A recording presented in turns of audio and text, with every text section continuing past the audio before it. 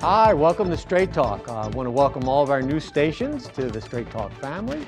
And you're going to find that what we try to talk about is the issue of drugs and alcohol, and specifically this opiate epidemic that is killing 66,000 Americans every year. It also separates families and affects families over and over and over. And today on Straight Talk, we're going to focus on the impact of having an addict in your family. What does it mean to get them help? What does it do to dysfunction in the family? And what can we do? How do we help somebody within our own family who has a problem with drugs?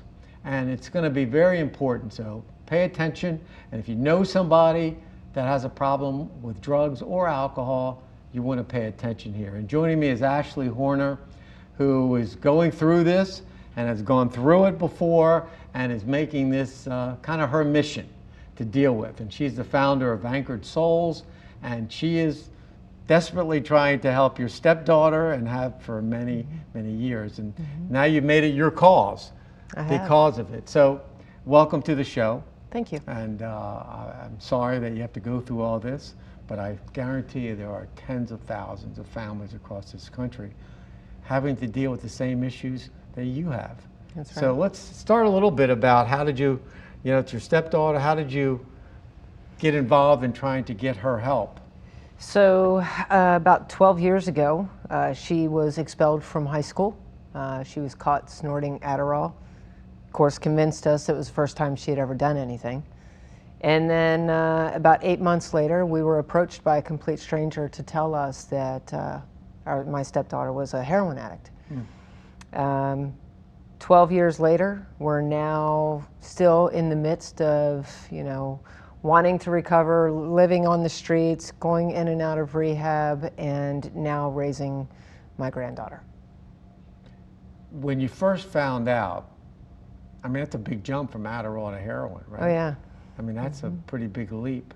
When you first found out, was there discussion among yourselves, the family, about, well, should we do something? Do we just believe her? We were angry. Yeah. We were very angry. And yes, we were in disbelief. There were things that we saw, just the simple things, and it finally all made sense. Like spoons were missing, shoestrings were missing, and nothing could be explained. And finally, there's answers. So we really just handled it as parents and just my stepdaughter. And then it wasn't until years later that we actually found out that the rest of the children knew. We have 5 children between us, and no one ever said anything. And they knew what she was doing, but they didn't say anything. They did. So, for us, it was truly a matter of just kind of peeling the onion back and truly wanting to understand. And we were torn. Do we get her help? Or should we be angry? There were just so many emotions that came at us all at one time.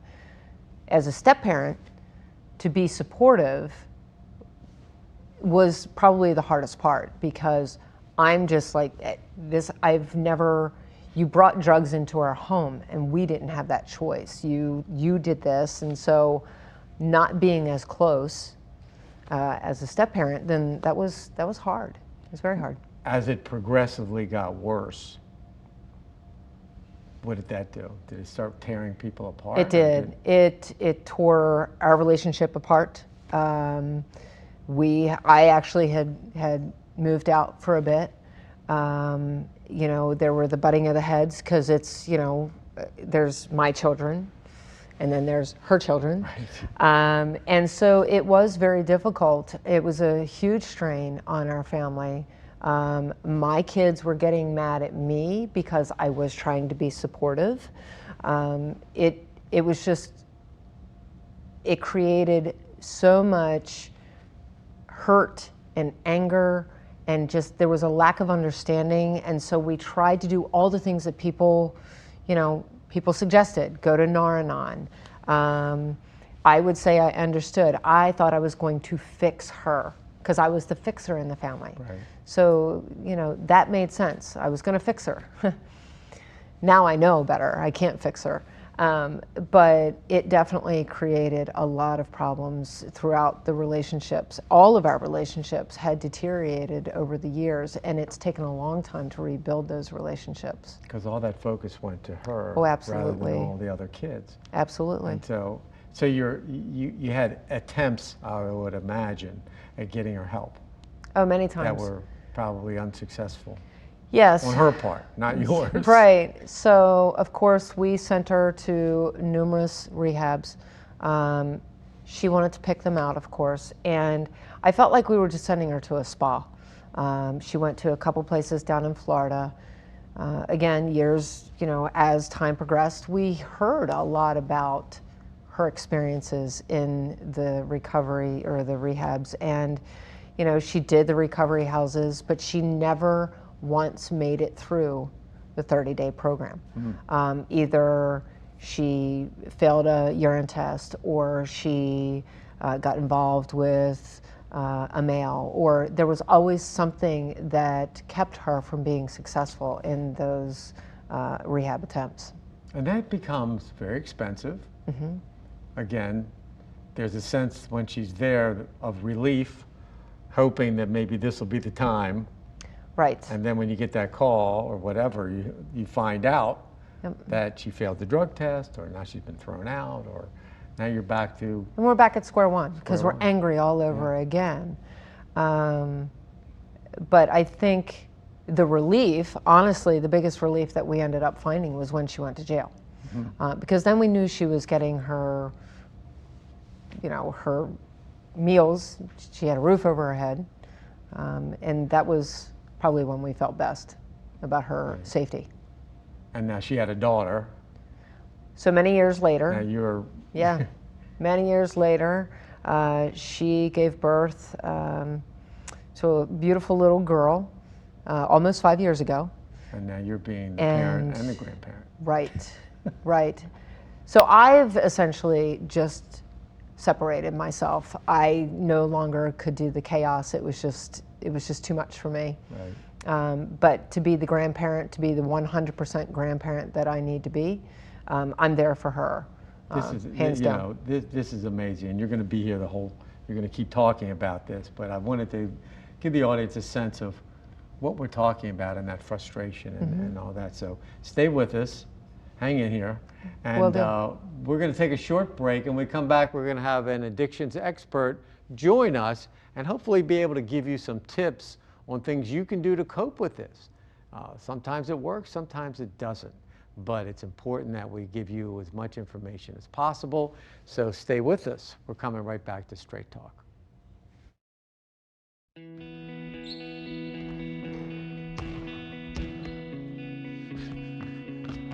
I just need a second. Is your weight holding you back? Are everyday tasks getting harder and harder to do? Did you see this? Your cousin's in the hospital from a heart attack. Really? Health risks associated with excess weight or obesity can be serious. But you can do something about it. I know you're worried. I found this. Take the Your Weight Matters Challenge. Visit yourweightmatters.org, where you'll find free resources to help you take control. You can start improving your life right away. Download the free toolkit to prepare you to speak with a healthcare provider about your weight and health. Your weight does matter. Accept the challenge and take charge today. Visit yourweightmatters.org. I had big plans. I had my career path all planned out.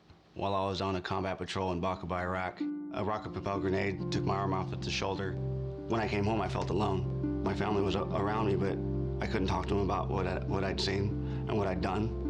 I remember just thinking, man, the way I am right now, I don't want to live. I was discharged from the Army, and I've been working with the Wounded Warrior Project since 2007. Warriors don't have to be severely wounded to be with the Wounded Warrior Project. We do have a lot of guys that have post-traumatic stress disorder. Being able to share your story, I guess it kind of helps you wrap your mind around what did happen over there. Just because you've left the military doesn't mean your life is over. Because when these guys are coming home, I'm kind of leading and training them. Instead of for combat, I'm leading and training them to heal. If I come away with anything from Wounded Warrior Project, it's them giving my life back. My name is Norby. And yes, I do suffer from post-traumatic stress disorder, but I'm okay. Hi, welcome back to Straight Talk. We're talking today about helping someone that you care about, how difficult that is, how frustrating that is, and what it does to the entire family. And we're talking with Ashley Horner, who is in the midst and has been for several years of trying to help her stepdaughter. And we're being joined now by Karen Moore, who is an addiction expert and sees this probably every day. Mm-hmm. Where are you now with Ashley? Ashley, where are you now with your stepdaughter? So the latest is that last summer we had received a call from a complete stranger saying that if we didn't come get her out of or off the streets of Baltimore, that she would die. We pulled her out of a tent. And since then, we did attempt to get her into yet another rehab. One of her choice, she specifically asked for, how she wanted to recover. So we found a place. It took us 4 days to find a bed and kept her in a hotel. And we got her in there. She lasted a little over 2 weeks and she went right back to it. She failed a urine test again and she was kicked out along with another male. And she is still out there. Still out there somewhere. Still. How many years has this been? Almost 12 years. Wow, that's incredible. Karen, you deal with this every day. Every day. I'm sure her story is Very probably very familiar to what you hear about. But talk about that impact on the family. Okay, so one of the things I heard you talk about, Ashley, is that with addiction is that like it literally takes the entire family hostage. Mm-hmm. And it becomes this thing that literally takes the energy out of everyone. It changes the dynamics of every single relationship. It sucks the attention away from the other kids in a family. They get resentful, everyone gets angry. And all of a sudden, this addiction becomes the entire focus of what is happening, and nothing gets resolved. Any conflict that's happening between anyone else, like nothing is happening, and everything's kind of at a standstill as you try to save this person that most of the time doesn't want to save themselves at that point. So it becomes increasingly frustrating, lots of anger, lots of frustration, and lots of tension in a household that otherwise should be functioning much more normally. It's impossible when that's happening in the house. And all that attention that's going to the addict can't go to the other children. No. Or the relationship or whatever's going on. It's all focused, and it's so frustrating. Mm-hmm. I mean, what do you tell families that are going through this? What suggestions do you give to them about where you might, how do you handle this? I mean, typically, if we're getting, so say I have someone that comes to me, and generally I'm getting people who are seeking help. So they are just at the, like, what do we do with this act? We cannot live like this anymore. We can't deal with the fact that, like, this is happening in our house. We need to know what to do. And basically, a lot of what we tell people is you have to stop feeding the addiction, so to speak. You have to stop giving them a comfortable place to sleep. You have to stop giving money. Sometimes people are, like, constantly doing things because generally someone with addiction is going to be set off pretty easily. So there's anger, there's screaming, there's all sorts of chaos. And so families start to develop these coping skills on how to like keep everything at bay and how to keep that addict at status quo and like very calm and everything like that. We say stop doing all of those things. Get them into treatment and leave them there and tell them they have no other options. And that the way things have been going is no longer going to happen in our house, and we will no longer tolerate addiction in our home. And if that is how you're going to live, then you don't live here. And having a very firm boundary as far as not that you're trying to kick the person out, it's you're saying addiction doesn't live in this home. And that becomes a real double-edged sword. Yeah. Because here you've got people that love the person. Yeah. And in their gut, they say, well, if I throw them out, they're going to die. Yes. And so we'll throw them another lifeline, mm-hmm. and another lifeline. And it sounds like you all did that a lot. We did that for quite a few years, and then finally, back in 2013, we're done. Mm-hmm. We just said no more. And to your point, mm-hmm. addiction no longer is going to have the impact on our lives. Like, you're going to be the addict. We understand you're always going to be the addict, but we said no more. Mm-hmm. Had to. But that must take to try to teach parents, because you went through so much for so many years, mm-hmm. and you're trying to tell parents, if you do it this way, you're going to end up 10 years, 12 years down the line with the same situation. Absolutely. What do you hear from parents? Is it guilt? Is it, I'm afraid? Is it, we call it enabling, there's all these buzzwords, but what do you see? You see this every day. I typically see, so it's interesting, I'm working with a family right now where like they're just at the beginning, right? Like they're just at the beginning and they just don't quite want to believe that their kid is going to get as bad as some of the other people that their kid comes home and talks about. Exactly. And I talk to them about, like here you are at like, you can do this from a very different point where you don't have to get to 7, 8 treatment centers before you're actually holding boundaries and doing these things. But it's really hard to convince families, almost in the same way the addict has to have enough pain in order to grow. Sometimes the families do too. So sometimes they have to hit enough bottoms themselves in the family in order to say enough. And so I think it kind of is a mirror of each other. The family's kind of doing the same thing as the addict, and at some point they finally get to it. But it's hard to tell someone when it's just the beginning that like this is gonna escalate if you don't do it differently. And we know that it will. And that's a sad part. And I know you're trying to work to share your story and to try to educate other families across the country, wherever who'll listen, with your anchored souls of saying, if you don't do something soon and early, you'll find yourself without money. You'll find yourself spending thousands and thousands of dollars on rehab centers and be at the same place. Is that something, I mean, from what I gather from you creating this Anchored Souls, that you do want to share that? Absolutely. The more people that are willing to listen and to allow me the space to talk about it, it needs to be talked about.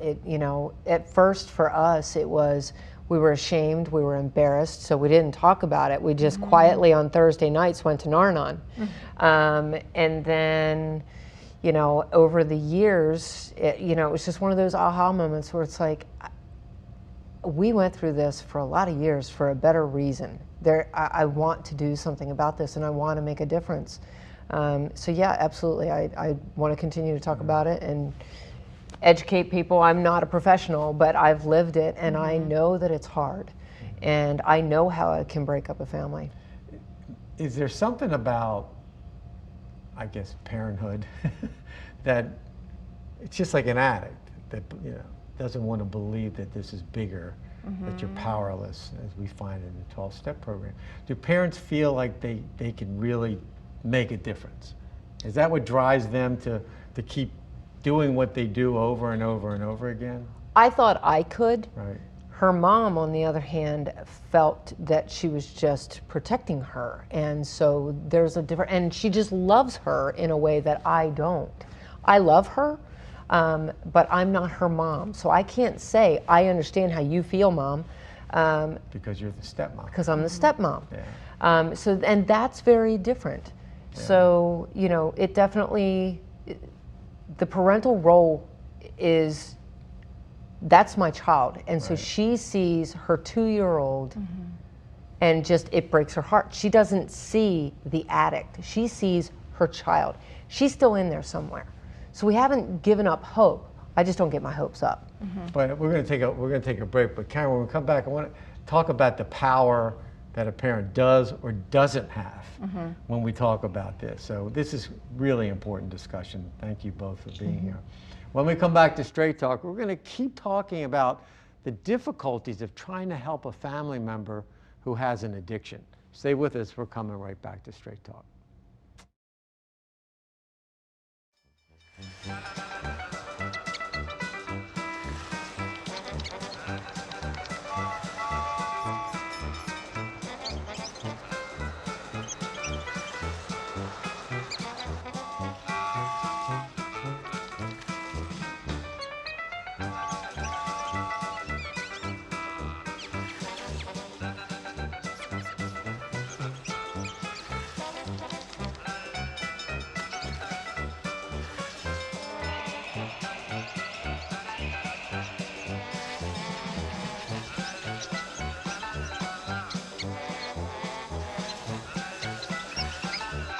Will spend 15 minutes watching online videos like this one. Brushing for 2 minutes now can save your child from severe tooth pain later. 2 minutes twice a day. They have the time.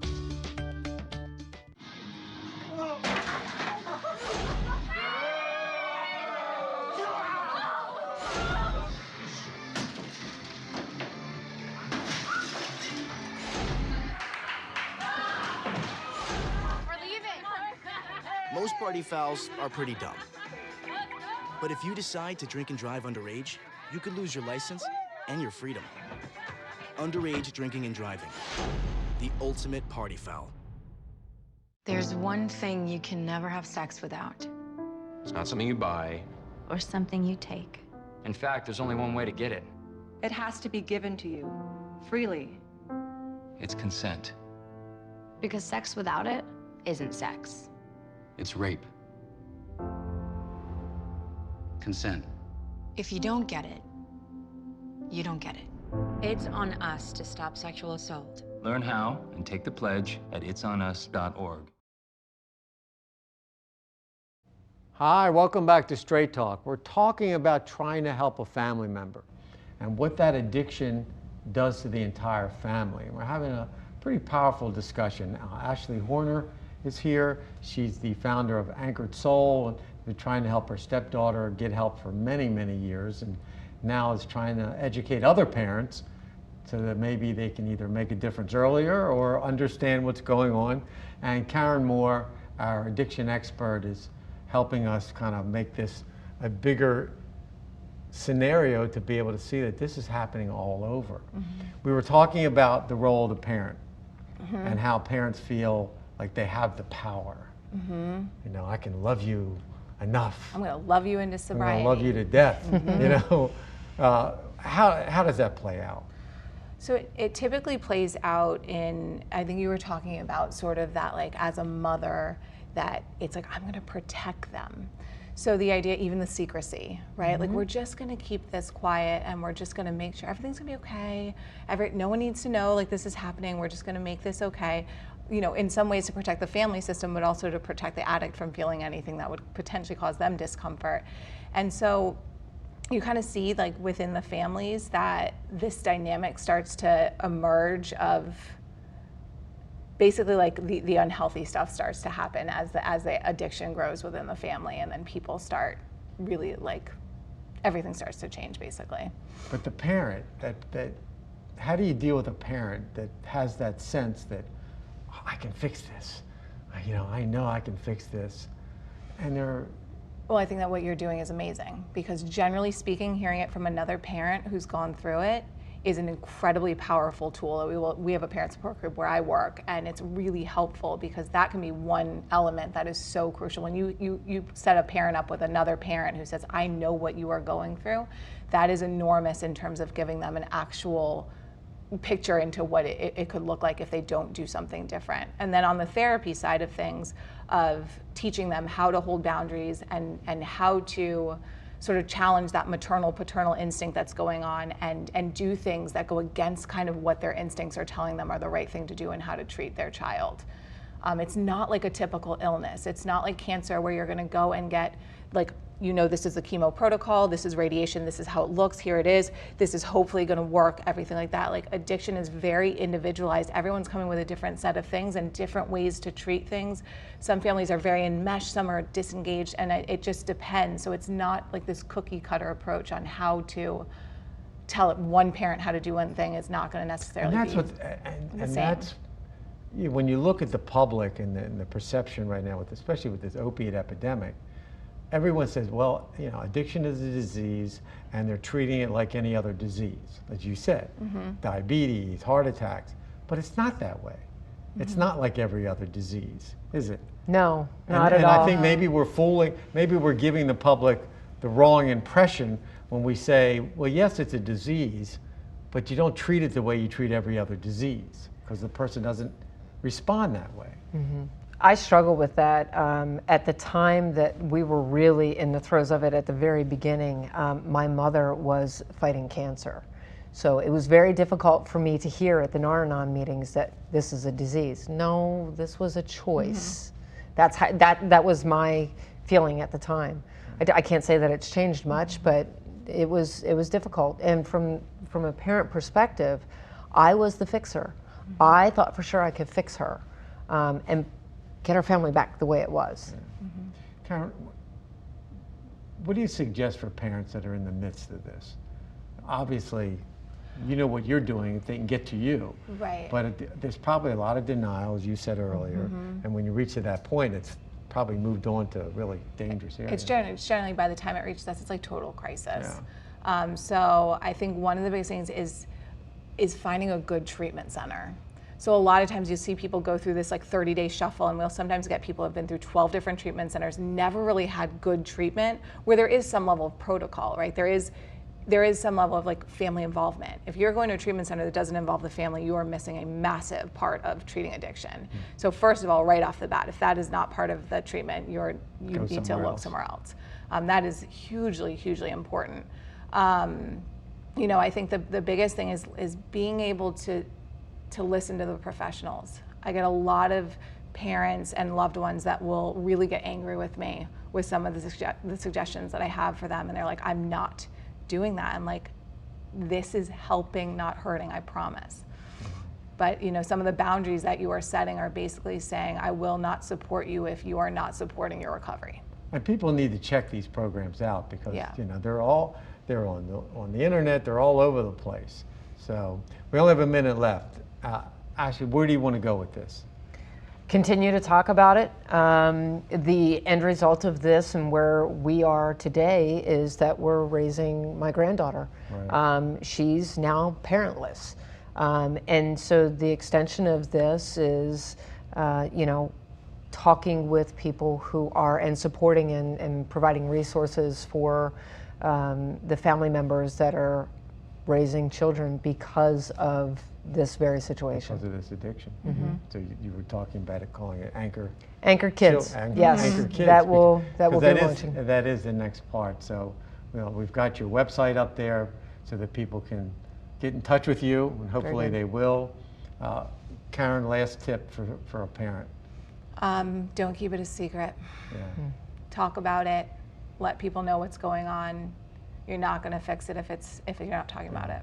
You've got to act. Yeah. You've got to act. Listen, and thank you both. I mean, this is amazing. We could talk about this forever, and we will keep talking about it. We've been doing it for a couple of years, trying to get the message out, but this is a powerful one that we all hear about so often, somebody that has a family member and they're stuck in this cycle. But good tips, good information, good luck. Both of you are doing great work. Today on Straight Talk, we're focused on helping a family member. So if you or someone you love has a problem with alcohol or drugs, listen to what our experts were saying. Get help. Check that help out, but do something. Don't just let it go, because it only gets worse. Thank my guest. Thank you for watching Straight Talk, and we'll see you next time.